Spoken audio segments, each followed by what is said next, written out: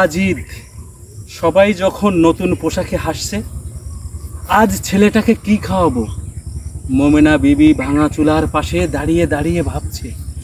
স্বামীহারা মোমেনার আপন বলতে সম্বল ছেলেটাই। হাসান বলে, মা, সবার আছে ঈদ, আমাদের কেন নাই? বলো না আম্মু, আমাদের ঈদ আসবে কবে?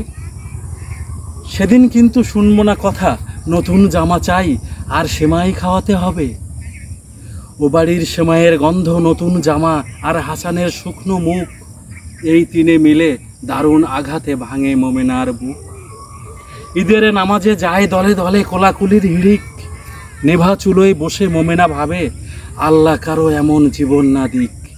মোমেনা বলে, হে আল্লাহ, চাইবো না কিছু, কিছুই দাওনি বলে, শুধু আমার কান্নার এক ফোঁটা পানি ঠাই যেন পায় তোমার আরশ তলে।